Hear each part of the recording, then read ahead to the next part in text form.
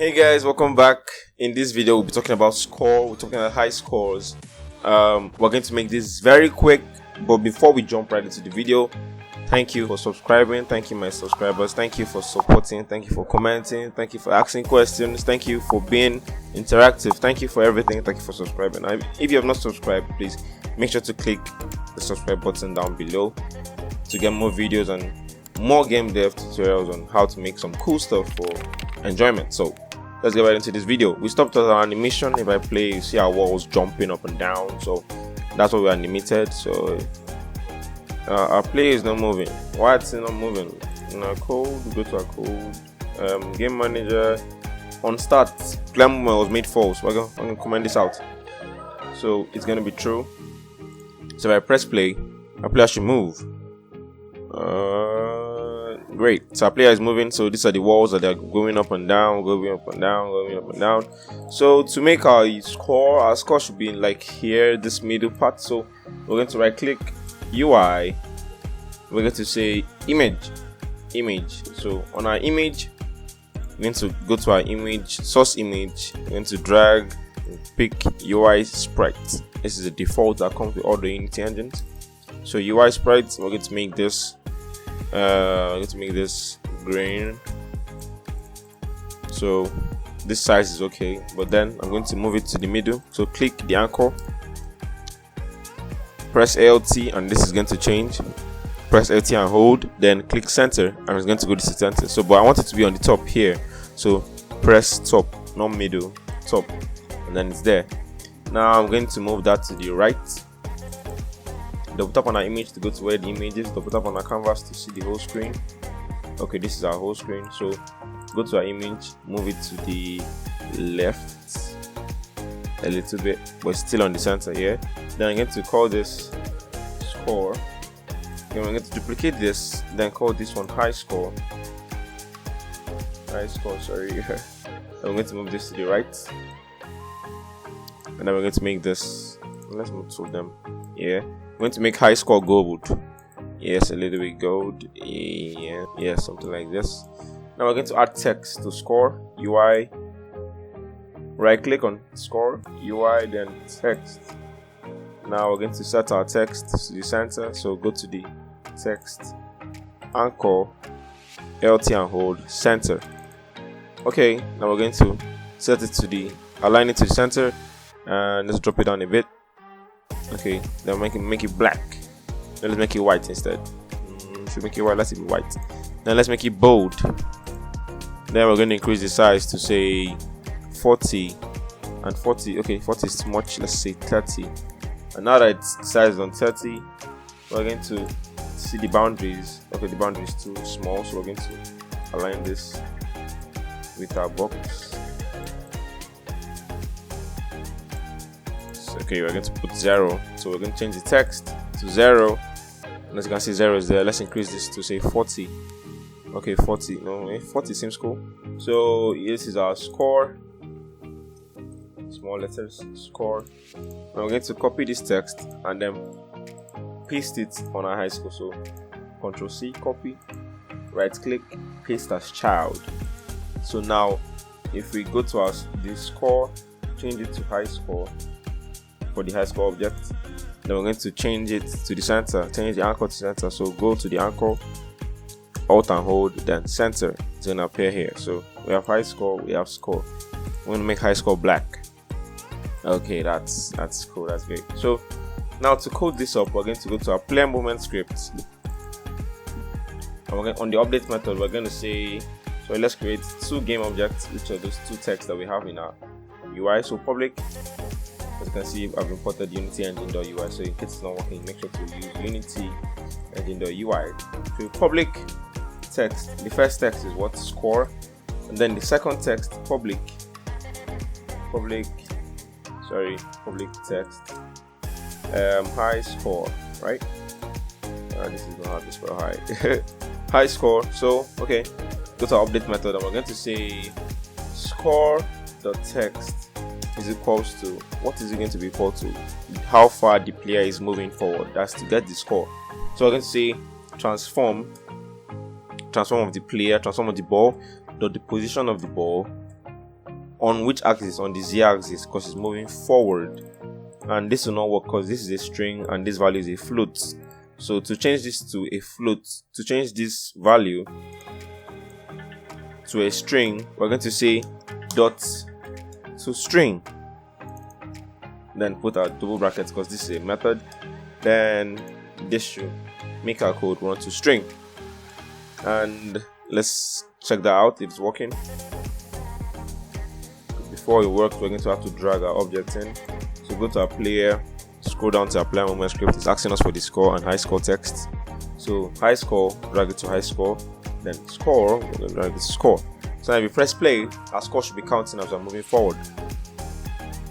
Hey, but it's counting in decimals too, but because it's a float. So we're going to make an integer. How do we make an integer? We're going to do this with normal C# math class. So we're going to say math f.ceil. Now ceil is going to change the float and take this closest integer to it. So if I have 2.03, math ceil is going to show 2.03 as 2. And that's what we want. So the scores will be decent, not with these are not scores in games, please. So math ceil that transform to z dot to string. Let's divide this by 10 so that the scores will not be running too fast, so that it will be showing 1 in every 10. Yeah, you understand what I'm saying. So let's change it to this and let's try it out. So it will work. It's gonna load, and if I click play, it should be counting normally. So 1, 2, 3, 5. That's great. It's counting forward as we're going, 6, 7, 8. Great. So that is exactly how we want it to count. So now to code the high score, okay.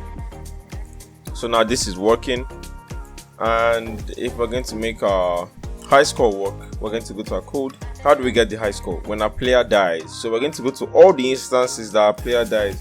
And when does our player die? Our player dies when he falls off, and then when he collides with obstacles. So we're going to go to the colliding with obstacles, which is the player collision script. And it says if a collider tag collides with a tag of a collider that has obstacle, movement does enable this for. That means our movement is cancelled and it should restart the game in 2 seconds afterwards. So now we're going to add our code to get the high score, to get the score. So how do we get the score? We're going to say player prefs dot set string. If you're wondering what this is, player prefs is a class that stores player preferences between game sessions. It's a class in Unity, so it holds values that you make it hold. It can hold strings, floats, and integers, just those 3. So player prefs does set string. Which string are we setting for it to hold? The key for it to hold is high score, because what we want to set is high score. Let's make this HS for high score. That's the key we'll use to find it later. And then which string is it setting? It's setting our score. And our score is in a movement script, but we're in a collision script. How do we get the score? We see that we linked our player movement script and we call the movement in our collision script. So we're going to say movement.score to get the score in the player movement script. That's great. And it's not working because this is the string, but this is the text object. So how do we get the string from the text object? We're going to say .text. And the error should disappear. So now player prefs will set HS to hold the score once we collide. Okay, let's put this, because this cancels out because we have done this for the colliding. Now I'm going to make this set for when it falls off. How do we check when it falls off? I think that's on our game manager script.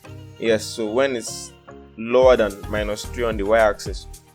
Okay, I'm going to add it here too. Sorry, we're not adding that. We're adding this setting of the string. So copy this and then paste it here. Okay, so it's movement. What do we link it here as? Okay, we link it as move here. So we're going to change this to move.score. Okay, now you understand what we're saying. So to display the high score, we're going to say high score. We're going to go to our stats. We're going to say high score. Okay, how do we get the high score? The movement script has the high score. So move dot high score. Okay, great. The text of the high score is equal to player prefs dot. So how do we get what we saved, what we set? We say get. You feel me, right? Yes, sir. So player prefs dot get string. Which string are we getting? What's the key of the string you want us to get? Get only has one argument, which is the key, but setting has two: the key and the value of what you're setting. So now get string, what's the key? HS. So that means when our game starts, it's going to display our high score as the last score that was saved by setting it to the string. So if we should click play, this should work instantly, unless we have some errors in our code. So play. At the beginning, our high score is going to be 18. How is that 18?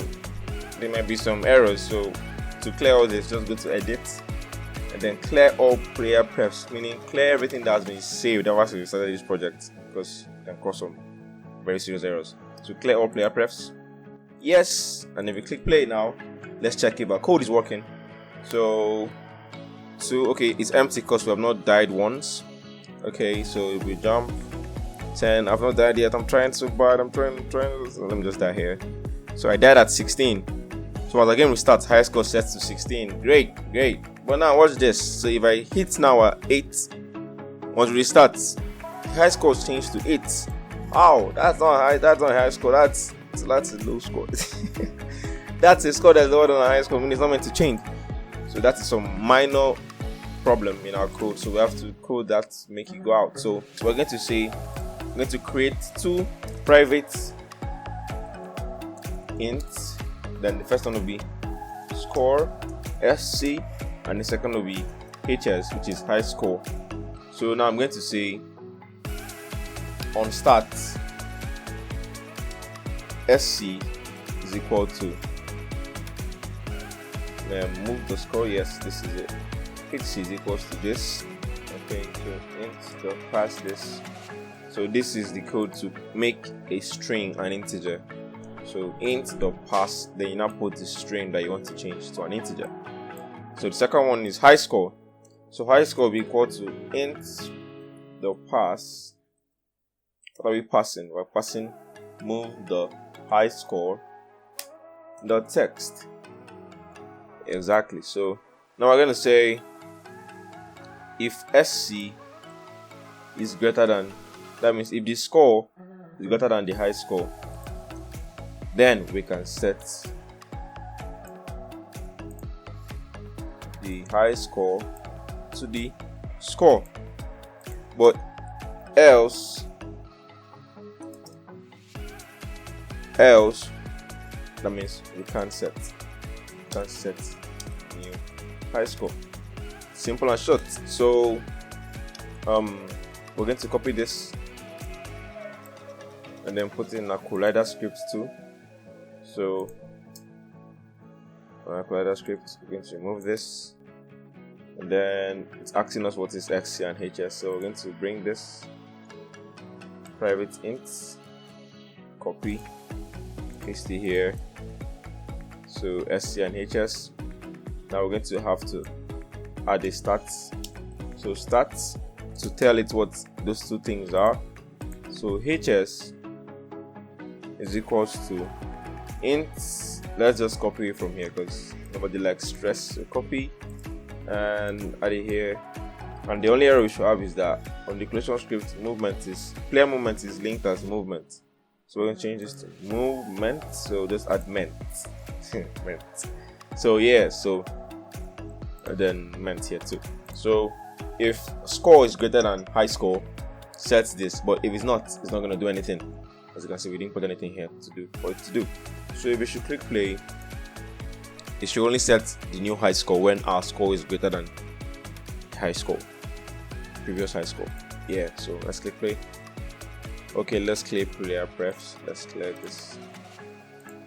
Okay, so let's go. Let's click play. 1, 2, 3, 4, 5, 6, 7. Let's die at 8. High score was set to. High score was not set to 8. What's up? It's saying input string was not in the correct format. What was not in the correct format? Let's check it out. To fix that error, we're going to go to our start method and we're going to say if it's saying wrong format, because at the beginning there is no high score, and it's not just that there is no high score. The space for high score is clearly empty, so we're going to have to set it to 100 manually. So we're going to say if player get, so we're going to get this key, and now we're going to say if this is equals to empty, because right now it's empty. So if this is empty, we're going to say set this to 0, so that let's say to have a value, so that our code will run well, because right now it does not have a value because you can see it's empty. That's why it was not working. So if it's empty, we're going to set this to 0 so that you can have the value of 0. If it's empty, it's going to add this and then run this. But then if it's not empty, it's going to run this and just leave every other thing. So this should work without that error. So let's click play. Oh my god, I want this to work so bad. I click play. Our code should be running without any errors. So yeah, 1, 2, as you can see 0 appeared at the beginning, meaning it's no more empty. That's the value. So it crashed at 8. It didn't set the high score to 8. Wow. Why didn't it set it to 8? Clear collider. We collided, so let's check our collider.